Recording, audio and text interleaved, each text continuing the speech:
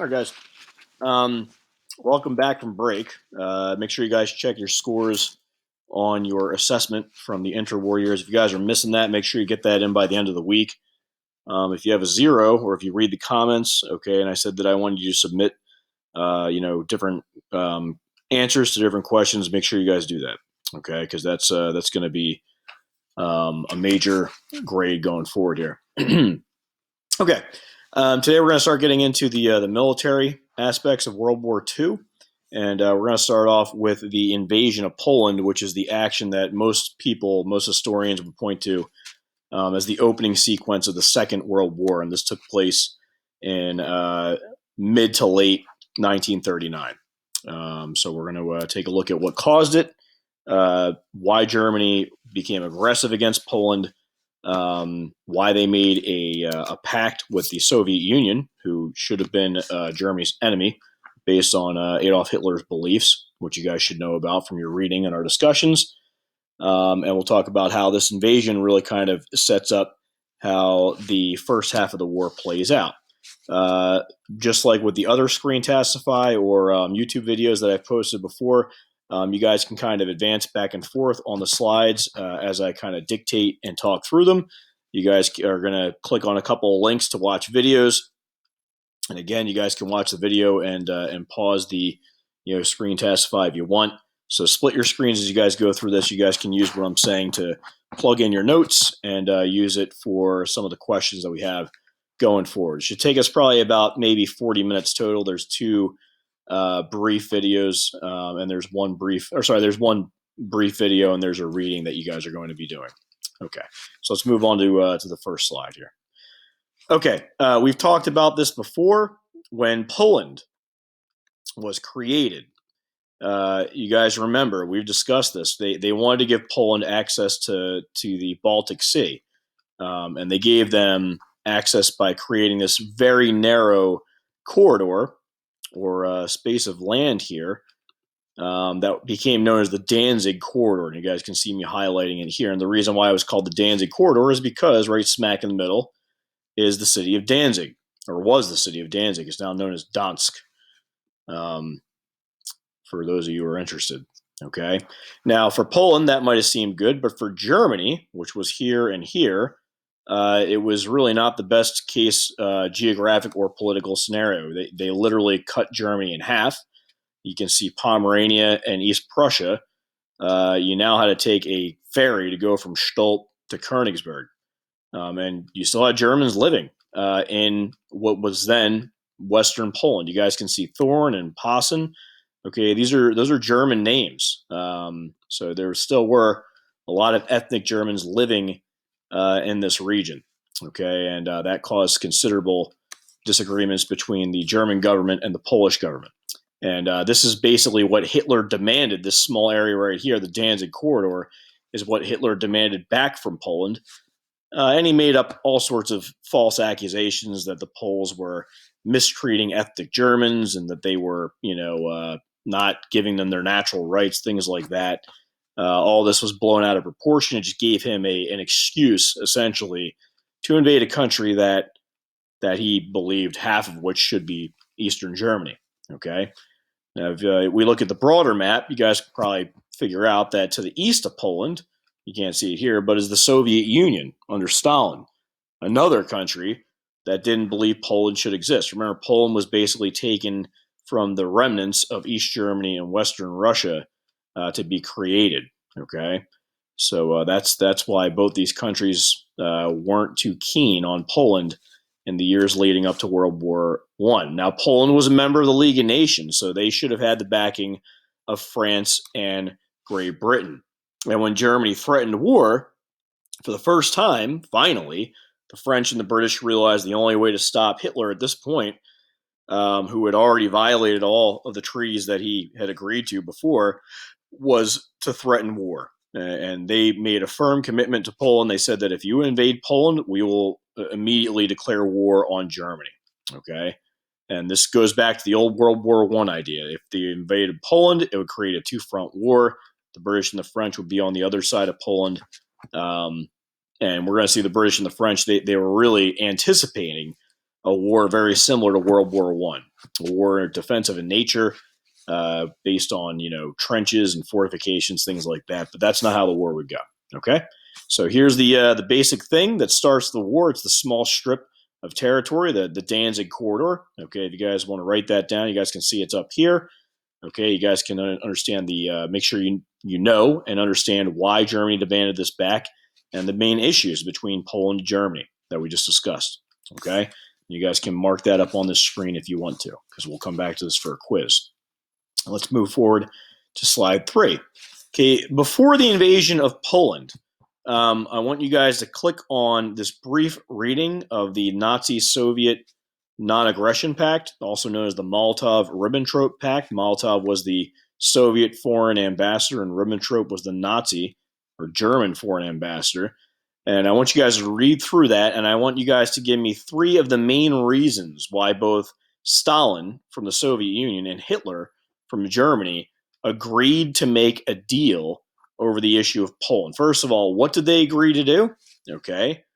And when they agreed to make it, what did Stalin get out of it? And what did Hitler get out of it? Okay, so you guys are going to click on this link. It's going to take you to history.com article.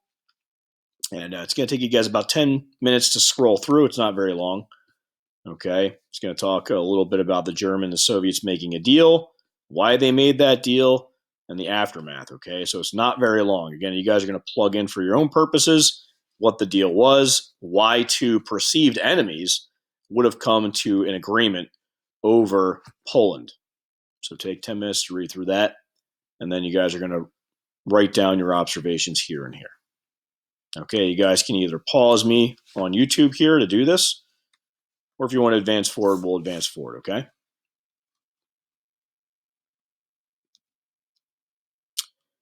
Okay.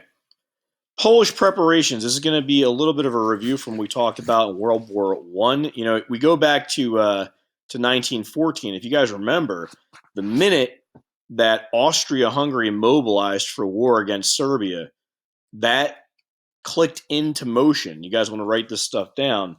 All the other alliances. If you guys remember, the double entente between France and Russia stipulated that if Germany or Austria mobilized, in other words, got their militaries ready for war, that both France and Russia would move against Germany. Okay, remember, mobilization is a big word. That means that you're preparing for war, that you're calling up your reserves, you're getting your militaries marching towards the front. Okay, it's a monumental task to do that. And remember, all these countries had plans back in 1914 that would snap off, like the Schlieffen Plan in Germany's case, or the Plan 14, or Plan 17 in France's case. Okay, so when you look at this, this is one of the reasons why, believe it or not, the French and the British, they urged Poland not to prepare militarily against Germany in 1939. Okay, so what were the British and the French probably looking for here in 1939? Why would they have told the Poles, their allies, don't call up your reserves? Don't start mobilizing your forces against Germany. What would they have been worried about, and why? Okay, why in 1939, early in the game, would the British and the French be saying, "Hey, listen, kind of cool your jets. We don't want you to physically prepare for war." What would have been the reason for that? And just try to think back to what had happened in 1914 when just one country mobilized. Okay, what were the British and French maybe looking to either forestall or delay, or maybe avoid altogether? Okay, so take a minute or two to plug in your responses there. You guys can pause me while you do that, and I will move forward to the next slide. All right, just a little overview of the invasion of Poland, and you guys are going to look through this in a second on the video. 1st of September is when Germany invaded from the west, and you guys can see the Germans had Poland almost surrounded virtually surrounded on 3 sides. Okay, they had forces in Pomerania ready to go. They had forces in East Prussia ready to go. They also had forces down here in what used to be Czechoslovakia. But if you guys remember, Germany had occupied and taken over Czechoslovakia in the year before. So they had tanks and airplanes and troops ready to go there too. So the Germans effectively attacked Poland from three sides on the 1st of September. Okay. The Poles had only mobilized their army 2 days before, so they only had 2 days to get ready because of the French and the British telling them not to mobilize. Okay. Now, when you guys read about the Nazi-Soviet pact, you know that Nazi Germany and Soviet Russia agreed to divide Poland down the middle. So on the 19th of September, the Soviets actually invaded Poland from the east. So Poland basically was, pretty much destroyed, piecemeal by invading armies from their west in the first half of September, and then invading armies from their east in the second half of September. Okay, and it only took a couple of weeks for Polish military resistance to completely collapse, and it happened so quickly that the French and the British really didn't have a military response. They weren't prepared to respond. They theorized that it would take up to a year, maybe 3 years, for Germany to physically occupy and invade successfully all of Poland. Again, the British and the French, they're still kind of basing their assumptions off of 1914 and how World War I played out.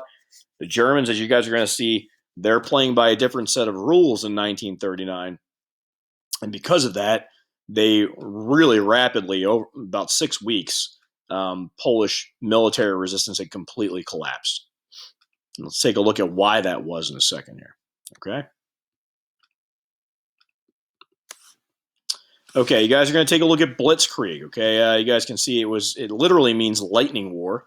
Okay, or a lightning attack, and you guys can see what the Germans had been working on in between the wars. They're working on a solution to trench warfare.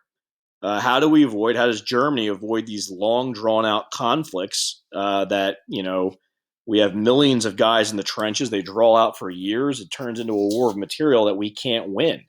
And what Hitler wanted to do is he wanted to fight these wars of conquest without the big sacrifices required by World War I. He didn't want to sacrifice as many men, but more importantly, he didn't want to sacrifice as much time or equipment. And he didn't want the German people to have to make giant sacrifices back home. He remembered very well why Germany lost the First World War. Germany ran out of supplies, out of men. They'd fought a two-front war. These are all things that Hitler initially in World War II is going to attempt to avoid. And the way he can avoid that, he thinks, is by implementing this new style of warfare. Okay? So what you guys are going to do is you're going to click on Blitzkrieg. This is a video. And this is actually footage that was captured from Germany after World War II. And they put it into an educational video for our troops, militarily towards the end of the war, I should say. And when you guys look at it, what I want you to do is I want you to keep in mind the key weapons, the new weapons that the Germans are employing in this new strategy. And also, how does it avoid many of the military problems that Germany faced in World War I? Okay, so as you guys watch this video from this link, you guys are going to answer those two questions. Okay, so you're going to click on that. It's about a 10-minute YouTube video. Might be a little bit longer. Let's see here. Yep, 10 minutes. Okay, you guys are going to see the equipment. They're going to talk about the strategy and the tactics that are used. This is all taking place in Poland in 1939. Okay, so use this video to answer the next two slides. And you guys can pause me as you go about doing that. Okay, meanwhile, I'll move on to the next slide. And this will be the last slide. Okay, let's think about how this new style of warfare would have made the Allies completely unprepared for the opening phase of World War II. Think about what the British and French most likely had prepared for. Remember, they won World War I. So what type of war are they probably prepared for? Why couldn't they come to Poland's aid quickly? When Germany invaded Poland, what would have been the reason for that? Okay, so there's a lot of things going on here. Okay, just think about why the French and the British really aren't ready for what happened to Poland. It took only a couple of weeks for Poland to collapse. We're going to find out it only takes 6 weeks for the French to completely collapse militarily when Germany invades France a couple of months later. Okay, so we'll get to that a little bit later. So this will be your last question. Okay, and guys, again, make sure that you guys are thinking about this critically. and plugging in your answers, okay? And when you guys are done these slides, that'll be your assignment for today, and then we'll move on to the next thing, okay? All right, good luck.